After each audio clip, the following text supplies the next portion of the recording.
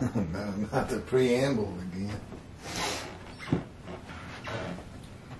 Chapter 34.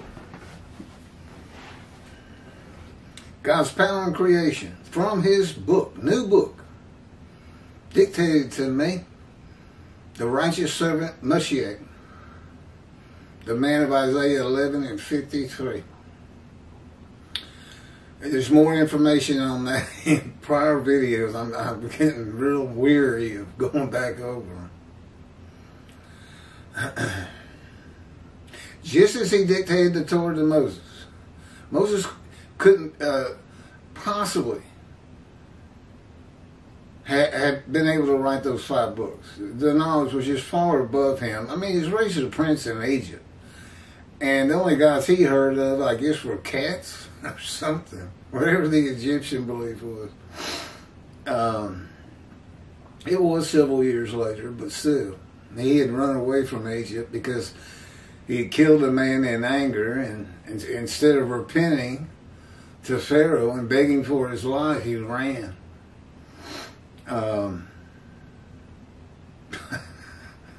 And so we're ready to begin. Oh, and God also, his spirit lit upon, and God is in his spirit, and that's when you can hear him speak. You find that in Ezekiel also. That's how God talks to a man. He basically enters you along with the angel of his presence, the Holy Spirit, who is a person. Judaism doesn't seem to think so, which is ridiculous. He talks in the Hebrew Bible. He can be grieved. He can get angry if you disobey God and not forgive you. I mean, it's even part of his personality. But he dictated to each of the individual prophets of the book of the prophets, there's about 20, their books. Write this down. Command and direction. And that can be verified. The way they go together. To know this is the day of the Lord, and it is, you have to kind of put together Isaiah 11 and 53, Jeremiah 31, all of Ezekiel, and Malachi 3, where the day of the Lord is announced. With significant changes. From 7 prophets talked about the day of the Lord. It's supposed to be a day where evil and sin is banished from the earth. And so you're left with nothing but righteous people. Which is where I guess this Messianic era concept began. But really it was just mainly written for the people of antiquity. It's never going to happen. How could that happen? How could that happen? It can't. I don't care, but you can say, well, Armageddon. No. No. But his last words on the subject are, I know many do not heed me and revere my name. In Israel, only 30% of the Jewish people are observant to his laws.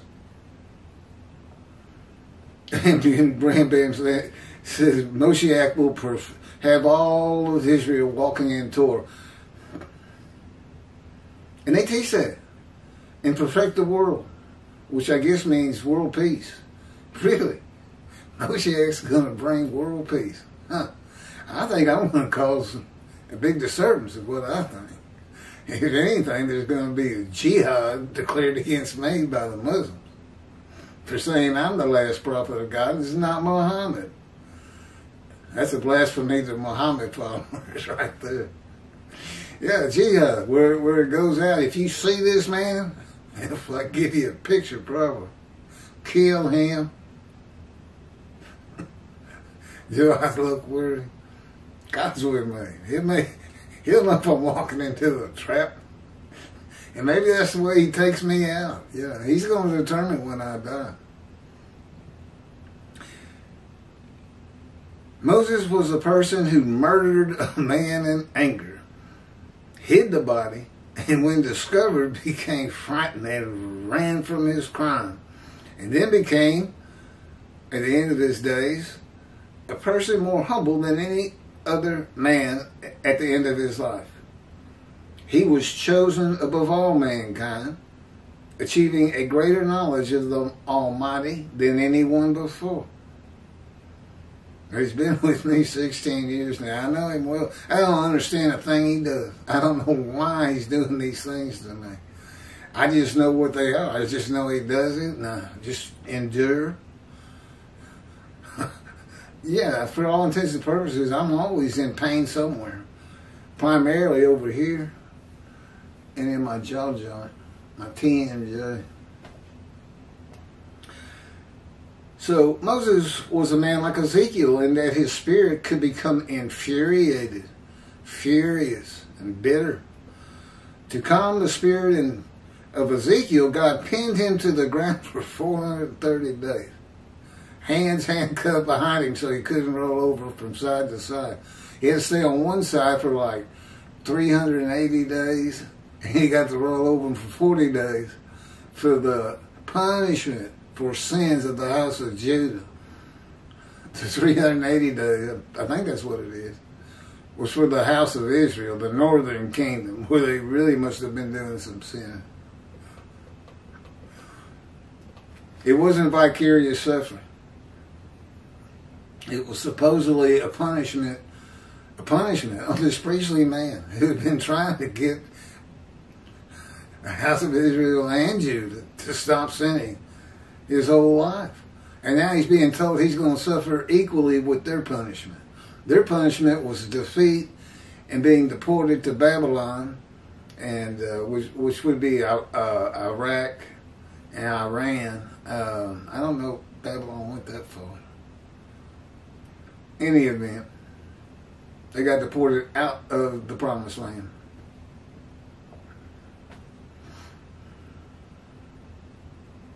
And Ezekiel was one of them. He's being made a prophet. He's going through the fire of refinement to be a prophet to the Assyrian, Babylonian exiles. You could also call them the Assyrian, Babylon, Persia exiles, because Persia defeated Babylon.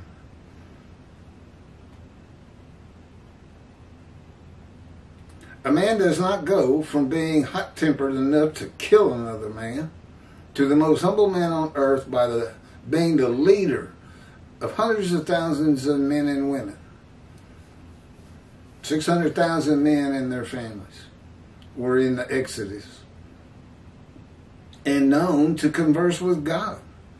That enlarges the ego of a man, if anything, and is not a humbling experience. To be known by everybody?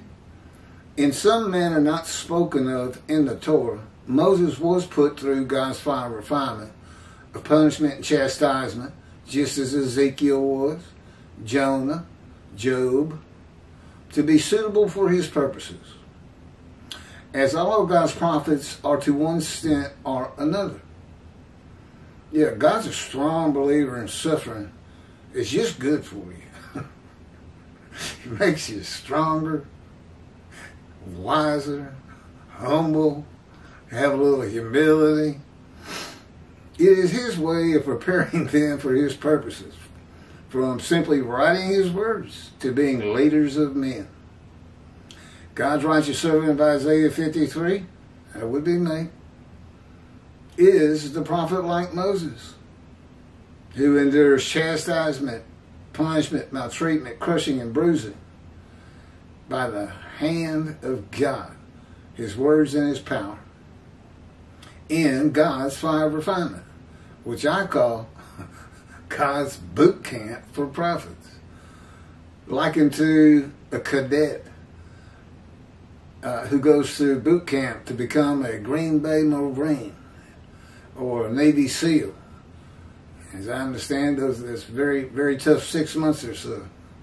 I'm like, 6 months? I'll take that over being with God. Or being in God's fire of refinement. No, nobody would turn this down. And frankly, he doesn't let you. Ezekiel didn't get a choice. God said, he says, a spirit seized me, and I went in the bitterness and fury of my spirit in the hand of God. And you think being in the hand of God means everything's going smooth for you. But he's bitter and furious. You know, why? Because God sees him. The Spirit is the Holy Spirit, the angel of his presence. And God is in him. And now they're both in Ezekiel. And he can hear God's words, as he tells us. He's in the fire of refinement. I've been furious so many times they can't be counted. And bitter. Yeah, I'm bitter right now. I'm so tired of this. Yeah. Okay. It is his way of preparing them for his purposes.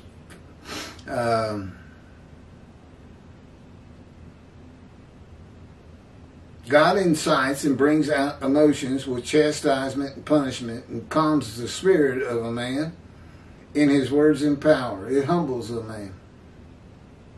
When God uses his power to change the spirit of a living man in his creation in the fire of refinement, it is not to be taken lightly. God enjoys watching creation unfold naturally, as he knew it would, and not as he could make it happen, not changing it in his power. That is nothing to him.